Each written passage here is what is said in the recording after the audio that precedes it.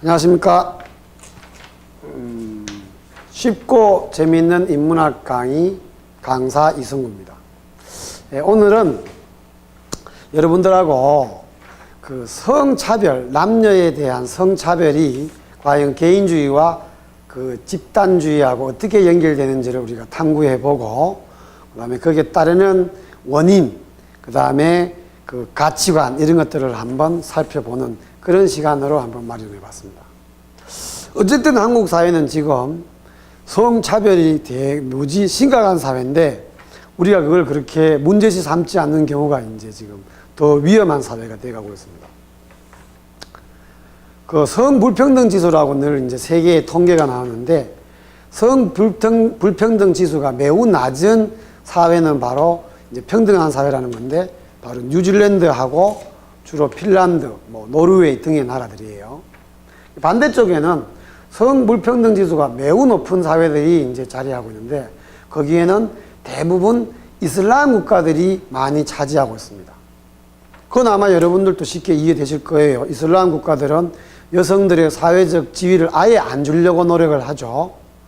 근데 우리나라는 어디에 있냐면 바로 그 이슬람 국가 바로 앞에 있습니다.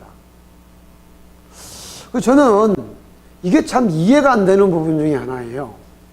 왜냐하면 이게 유교 문화의 어떤 요인 때문에 그렇다면은 중국도 지금 성불평등 지수가 매우 높아야 되는데도 불구하고 중국은 남녀 성평등이 매우 진전된 나라입니다. 그러면 서양에서도 지금 많은 나라들이 중세사회를 거치면서, 중세사회는 당연히 수직적 사회니까 성불평등 사회가 심각할 정도였죠. 근데 이게 근대와 현대로 넘어오면서 대부분 평등한 사회로 많이 발전되었거든요. 왜 우리나라는 중국도 평등한 사회가 됐는데, 그죠? 유교의 본고장인데요. 왜 우리는 이럴까요? 현대까지 와서도. 그건 바로 이 개인주의와 집단주의의 영향을 받은 겁니다. 자, 잘 한번, 이해하기 쉬운 거니까 한번 조금만 생각해 보세요. 자, 왜 개인주의는 더 성차별이 없는 사회고 집단주의는 성차별이 심각한 사회냐? 개인주의는 이 개인들이 각각의 어떤 삶을 다 존중해 주자는 얘기예요. 즉, 파편화되어 있는 개인, 너는 이러이러한 특징을 갖고 있으니 이러이러한 점에 대해서 우리가 인정해 주마. 그러니까 너는 네 마음대로 네 삶을 개척해 나가거라. 단 다른 사람한테는 피해를 주지 마라. 이런 게 개인주의잖아요. 이기주의하고 다릅니다. 근데 집단주의는 어떤 거냐면 하나의 폼을 갖추고 있죠, 이게. 그러면 한번 잘 생각해 봐요. 어느 게 획일적이고 어느 게 다양성을 가질까요? 당연히 개인주의는 다양성을 띠고, 이건 다양성이죠. 그죠? 여기는 획일성을 띠잖아요. 자, 그럼 그 다음에가 또 이제 뭐냐면 수직적과 수평적이라는 개념을 늘 공부를 좀 해보세요. 우리가 현상을 이렇게 분석을 할 때 수직적, 수평적을 연구해 보면 상당히 재밌습니다. 저는 최근에 그 제레미 리프킨이라는 학자가 쓴 책에 에너지도 수직적 에너지와 수평적 에너지로 분류를 하더라고요. 저는 처음 그 글을 보면서 솔직히 조금 충격을 받았거든요. 와, 어떻게 이럴 수가 있을까? 참 분석이 대단히 예리했던데. 쉽게 말하면 석유, 석탄, 그 다음 태양력, 조력, 풍력 등등의 에너지를 비교해보면 한쪽은 그 에너지 때문에 전쟁이 일어날 정도로 갈등이 심각한 에너지가 있죠. 파동도 일어나고. 근데 반대쪽에는 옆집이나 앞집이나 다른 나라나 먼 나라나 전부 다 골고루 혜택을 가질 수밖에 없는 에너지가 비교적 이쪽이라는 거예요. 그러면 수직적 에너지는 바로 석유나 석탄 이런 거겠죠. 수평적 에너지는 당연히 태양력, 조력, 풍력 등이겠죠. 그 중에 태양력은 정말 일본이라고 해서 많이 비춰주고 우리나라고 해서 더 적게 비춰주고 이런 건 아니잖아요. 그래서 수평적 에너지다 이 말이에요. 그러면 여기에서도 보세요. 이 등등의 개인적인 어떤 요소를 다 인정해 주니까 이 사회는 비교적 당연히 수평적인 요소를 갖춥니다. 여기는 당연히 수직적이 될 수밖에 없겠죠. 왜냐하면 여기는 다양한 기준에 의해서 다양한 관점을 반영할 수 있지만 여기는 획일적인 기준에 의해서 모든 걸 한 줄로 세우는 겁니다. 여기에서 이제 또 다른 문제가 나타나요. 쉽게 말하면 집단주의도 하나의 집단으로 가만히 내두면 안 됩니다. 그 중세 사회를 보면 다 계층이 있었잖아요. 조선도 사, 농, 공, 상 이렇게, 그죠? 그 다음에 노비 뭐 이런 식으로. 지금 인도의 카스트 제도도 4단계가 있잖아요. 이런 식으로 뭔가 그 안에서도 분류를 해갖고 이게 높낮이가 있도록 만들어주는 게 바로 집단주의의 음모입니다. 자, 그러면 여기에서 우리가 한번, 자, 이 집단주의에 이제 나눌 수 있는 가장 좋은 것은 바로 남성과 여성이잖아요. 이제 지금 성차별에 대한 논의를 하니까. 근데 우리가 이제 구별과 차별에 대한 개념이 정확해야 돼요. 이 구별과 차별은 분명히 다른 거죠. 근데 이 두 가지의 특징 중에 하나가 이거 뭐냐면 요거는 자연적이라는 겁니다. 그런데 비해서 차별은 바로 인위적이죠. 인위적. 자, 한번 예를 들면 여성의 가슴이 풍만하게 그 아이에게 모유를 수유할 수 있도록 이렇게 나오는 거랑 남자의 가슴이 민둔 아무것도 없는 거랑 이거는 결국은 뭐 그냥 그 자체가 자연적이죠. 근데 이 자연적인 상태의 구별은 당연히 존재하겠죠. 모든 사물에. 그런데 여기에서 드디어 우리 인간들은 지배 논리가 가미되면서 남성성과 여성성이라는 이거는 차별은 인위적인 것뿐만 아니라 실제적으로 존재하지 않는 상당히 추상성이나 관념성을 갖게 만듭니다. 그러면 여기에 남성과 여성이 있으면 남성과 여성의 신체적인 차이는 당연히 구별적인 것에 멈추죠. 그러나 남성성과 여성성은 이게 단순하게 직접 보이는 그 대상이 아니라 그것을 추상화시켜서 무언가 관념이 기어들어가도록 만들어버리는 거예요. 그러면 남성성이라는 요소는 그러니까 뭐 적극적이고 능동적이고, 그죠? 진취적이고 도전적이잖아요. 여성적인 것은 뭔가 소심하고, 그죠? 나긋나긋하고 조용하고, 그죠? 소극적이고 이런 거잖아요. 근데 놀랍게도 대부분의 여성성을 나타내는 어휘들을 쭉 나열하고 남성성인 어휘들을 막 나열해보면 이쪽은 굉장히 긍정적입니다. 반대로 이쪽은 굉장히 열등한 요소들이 많아요. 근데 웃기는 것은 과연 남성성이라고 해서 남자라고 해서 모두가 다 남성성만 갖고 있냐? 만약 예를 들어서 소심하다는 거 있죠.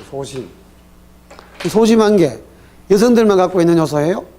전혀 아니잖아요. 원래 이 아니무스, 남성성과 여성성은 남성 속의 아니마, 여성 속의 아니무스가 다 있는 거예요. 남성 속의 아니무스. 거꾸로인데. 그러면 쉽게 말하면 남성 가운데도 소심한 사람이 어마무시하게 많은데도 불구하고 너는 사내 자식이 왜 이렇게 소심하니라고 말을 하잖아요. 그래서 이거는 확장적으로 무언가를 만들어 버립니다. 인위적인 거죠. 실제가 그게 아닌데. 그럼으로써 남성을 매우 긍정적으로 평가하게 하고 여성을 긍정적이지 못한 대상으로 바꾸어 버리는 겁니다. 이렇게 되면 그게 드디어 뭐에서 뭐로 변질된다고요? 구별에서 뭐로? 차별이 되고 말죠. 자, 여러분들, 구별과 차별은 또 어떤 문제가 있냐면 구별의 단계에서 벗어나서 차별을 하면 왜 억울하냐면요. 자, 아까 전에 말했지만 자연적인 그 자체는요, 인간의 인위, 즉 인간의 자유의지가 들어갈 수 없죠. 내가 지금 가슴이 이런데 여성처럼 저 가슴을 부풀려 갖고 모유를 이렇게 내 몸속에 집어넣을 수가 없잖아요.